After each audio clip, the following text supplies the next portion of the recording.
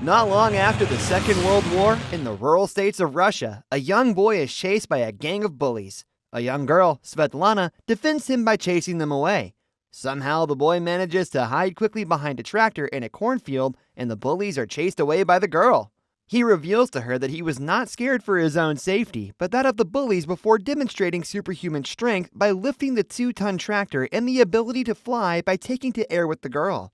Svetlana tells the boy he should use his powers to help his country.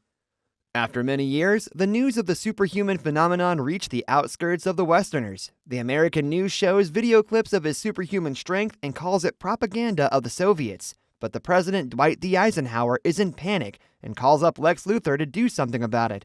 Luthor has a master plan but cuts the call midway to play around with the secretary.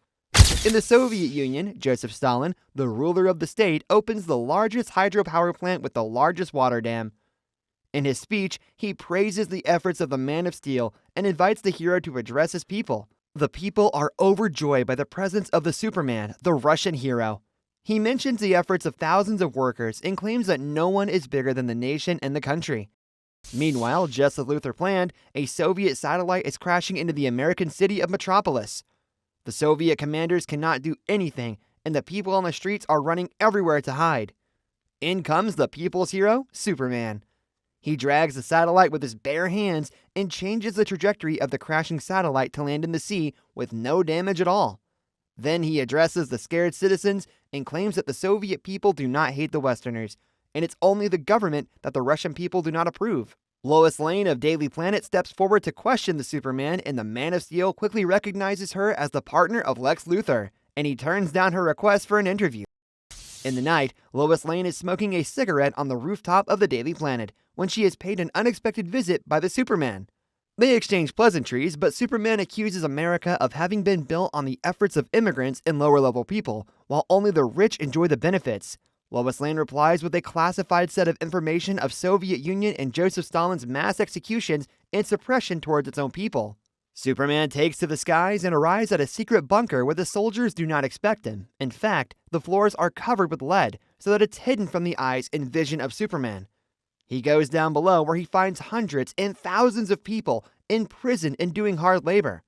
Some are deathly ill, and some haven't seen sunlight in many years. Superman is confronted by a young boy whose parents are dying. Just then, out of the corner of a small hut, Svetlana walks to him, recognizes him, and soon falls down with great illness. Superman breaks the prison and guides everyone to freedom as he carries Svetlana in his arms. Svetlana is finally happy. Although she is about to die, she is happy to see the sunlight with her childhood friend, hero, and companion, and she dies peacefully in his arms. Enraged, Superman flies to the capital city, Moscow, to confront the leader Joseph Stalin. At Stalin's mansion, the dictator tries to convince Superman of the necessity to vanquish the insurgents from the face of the earth in order for them to build a better world. But Superman is a beacon of humanity. He does not stand with Stalin anymore. In fact, those are the last words spoken by Joseph Stalin as Superman annihilates him with his laser beam eyes. And with tears running down his eyes, Superman becomes the new leader of the Soviet Union, leading them to a better world. Lane is in bed with her husband, the cunning scientist Lex Luthor, as they get the news coming from Moscow, the death of Joseph Stalin, but Luthor is not shocked at all. Meanwhile, Lex Luthor is farming Superman's DNA from the crashed Soviet satellite so he can create a super clone to go up against Superman. Superman has had enough of decades-long war, and he goes to the Korean Peninsula to put an end to the separation of the two lands. He unites the Korean Peninsula only after 3 hours of battle and offers liberation to the whole world. Lex Luthor and his wife travel for a special event in their limousine, and Luthor once again have forgotten their anniversary. But Lois got him a perfect gift. They get off and Lois Lane expresses her admiration of her husband with his assistant. President Eisenhower is addressing the nation, and he invites Luthor to unveil their secret weapon. Luthor unveils the living, breathing, superior clone of Superman, the Superior Man. He breaks the iron chains, and no bullets can harm him. It seems like he is running the American propaganda. And Luthor offers warning shots to Soviets and Superman. At a Soviet mansion, Superman is dancing with Princess Diana, the heir to throne in Themyscira. And Diana seems to be impressed by Superman and his actions to restore humanity among people. Diana explains about her mother's stance, and she claims that her hope is Superman. And on the balcony of the building, Superman leans in for a passionate kiss with Diana. Diana steps back and explains that she is from an island of all women, and her preference is different. She might be lesbian according to the context. Meanwhile, Luthor has sent his superior man to attack the Superman, and the duo sees each other and readily steps into battle. Superman delivers thunderous punches, and the superior man withstands them easily. Superior man goes on the offense and delivers a barrage of punches, where Superman finds it hard to recover. But soon, Luthor orders to power up the clone more, and this leads to its downfall. Little by little, the clone overloads with power and finally melts into the ground. Lois Lane is visibly unhappy with Luthor of how he is handling and dealing with things, as he just treated the superior man like his own puppet. Later, Superman goes and destroys the Berlin Wall, uniting the people of Germany, and he announces his message of freedom for the rest of the world. In 1967, Superman stops an invasion by the alien cyborg Brainiac. The alien invader brought down his spaceship and absorbed the city of Stalingrad with its people, and Superman somehow defeated the alien force and reprogrammed him to become his advisor, and uses his technology to advance the countries of the Warsaw Pact. However, he still wasn't able to resize the city and its people. This story is told at the National Museum, where a group of chaotic terrorists are planning a bomb to go off in 10 minutes. Soon, what follows is a series of bombs and mid-air shootouts led by the notorious leader, the Batman. Did I say 10 minutes? I meant 10 seconds. Soon, Superman confronts a group of men working for the Batman running away, and forgives them for the actions and stops himself from blasting them alive. Diana joins and rescues people stuck in falling and burning buildings. Superman promises Diana that the Day of Judgment for Batman will be coming soon. In the United States, the military has found something quite interesting.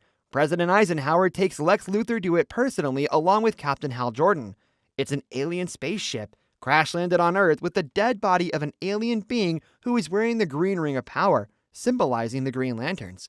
Luthor cuts the finger and takes the ring, studying it rather carefully. The president presents it to Hal Jordan as he is going to lead the special military unit in America. At Superman's monitoring lab, Diana is deeply in thought, and she explains Themyscira is retrieving their ambassador from the Soviet Union as her mother does not believe in Superman's way. Brainiac displays the recent national progress, and Diana claims the ruling of people with an iron fist should not be happening. One night, Superman is having dinner with the Korean ambassador. He was always scared of Man of Steel, and just then, a huge explosion shatters the surrounding, and the bat signal is seen on blaze far away. Suddenly, Superman hears the calling for help from Diana. Within 10 seconds, he reaches an underground settlement where he finds Wonder Woman tied up in her lasso of truth and held hostage by Batman. Batman threatens Superman by using Diana, and he switches on dozens of powerful lights emitting the rays of red sun, weakening Superman second by second. Taking on the opportunity, Batman goes on rampage against the weakening Superman, and surprisingly enough, Superman starts bleeding all over while Diana watch on helplessly. Finally, Batman opens up another underground hatch and throws Superman down, under the effect of beaming red lights. Diana works up the energy and courage and breaks her own lasso with a heart full of might. The boom sends Batman blown away, and Diana is drained of energy. The energy needed to break the lasso of truth is taken from her own life source, and the result is clearly visible as her shiny black hair turns into gray and white locks. But she goes for a one last hurrah as she breaks the power source for the red beam lights. Breaking the shackles, in comes the Man of Steel, Superman, and you can actually see the fear in the eyes of Batman. He knows what's coming for him, but he chooses his own way, presses a kill switch, and takes his own life in his own terms. Wonder Woman, now frail and almost running out of power, has had enough of man's world, and she takes to the skies to head back home. Many years pass by, and the Lex Luthor wins the presidential election to become the new American president. He instates a democratic government, and slowly, as a nation, America is rising to the top, and Superman is not amused by what he sees and hears about it. Brainiac suggests they take action right away and conquer America while there is still a chance. But Superman does not want to be the reason for the loss of lives of innocent people, just like other dictators were in the past. Unfortunately, Brainiac detects incoming aircraft towards Soviet Union, but actually, they are the Green Lantern Force of America, led by Colonel Hal Jordan. Superman gets into deadly battle with the Lanterns, although he was able to take out quite a few at the start with his strong punches. The Lanterns adapt quickly and defend like a team. They trap Superman in a box and subdue his powers. Just then, with a blinding bang, appears the Princess of Themyscira. Diana, in her royal white robes, comes to save the Superman once again. It seems Diana has not arrived to aid Superman, but to request both sides to stop the war in the name of humanity. When Superman does not agree and tries to punch her back, Diana defends the punch to the astonishment of all. She then takes her leave, bidding her goodbyes forever. Enraged, Superman wreaks havoc upon the Lantern Force, and it's a pity this made-up Lantern Force is caught at the receiving end. Superman calls for Brainiac and they fly to the White House in Washington, D.C. It's strange as they find no one there waiting for the invading force. Not even a guard on patrol. The main door opens and Lois Lane walks out with the miniature city of Stalingrad in her hands. They expected Superman's arrival, but little by little, Superman understands that he has been taken for a ride by Brainiac all this time. Even Brainiac accepts his trickery and shoots at Stalingrad City and destroys it. Superman tries to save Lois, but she is saved from the falling pillar by her husband Lex Luthor. They join forces. Superman and Lex Luthor work together to defeat the common enemy, and this time, Luthor's genius will be delivering as he tries to plant an overriding circuit on Brainiac's ship to break its force field. With great trouble, the duo does the unthinkable. Superman breaks the force field and enters the inner core of Brainiac, and with the heart of a mighty lion, he breaks apart Brainiac's body and stops the invasion once and for all. But it's not over yet. The self-destruct mode activates, and within 10 minutes, everything within 15 million mile radius will turn into ashes. Only Superman can save the world now at the cost of his own life. He does the impossible, pushes the alien ship into space, gathers pace, and he remembers the words of his Svetlana at the very last moment. Save all of us. He delivers, just like always. Somehow, the Earth is saved. Everything is back to normal, and Lex Luthor steps down from the president's seat, and his assistant is the new president. Much like an improved Barack Obama. Anyway, Luthor retires into the delight of a lifetime. Lois Lane spots Superman among the crowd, watching the speech safe and sound. He has made it. This was a real treat, guys. What an awesome story. Thank you for watching Second Look. Like, comment, share, and subscribe for more awesome videos. Have a nice day.